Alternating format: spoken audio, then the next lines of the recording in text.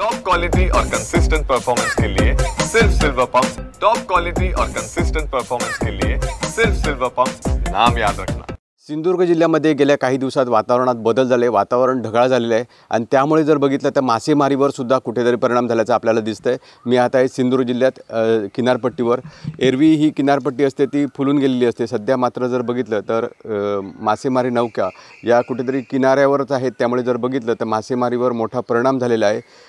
किमती मासे आहेत ते मिळत नाहीत, सुरमई असेल, पापलेट असेल, अशा पद्धतीचे मासे मिळत नाही। एका बाजूला पर्यटकांची संख्यासुद्धा सिंधुदुर्ग जिल्ह्यात वाढते आहे, मात्र दुसऱ्या बाजूला मासे मिळण्याच्या जर बघितलं तर प्रमाण घटलेलं आहे, त्यामुळे इथले जे पर्यटक येत आहेत त्या पर्यटकांसुद्धा मासे खायला मिळत नाही। त्याचबरोबर इथले जे मच्छीमारी नौका आहेत त्यांच्यावरसुद्धा परिणाम झाला आहे, त्यामुळे जर बघितलं तर मासेमारी करणारे मच्छीमार आहेत त्यांच्यावर कुठेतरी आर्थिक एकूणच संकट आल्याचं पाहायला मिळतं आहे। विकास गावकर, TV9 मराठी, सिंधुदुर्ग, मालवण।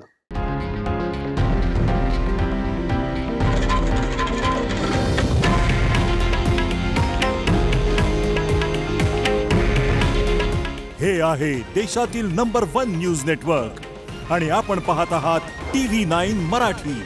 काळजी तुमची, हित महाराष्ट्राचं।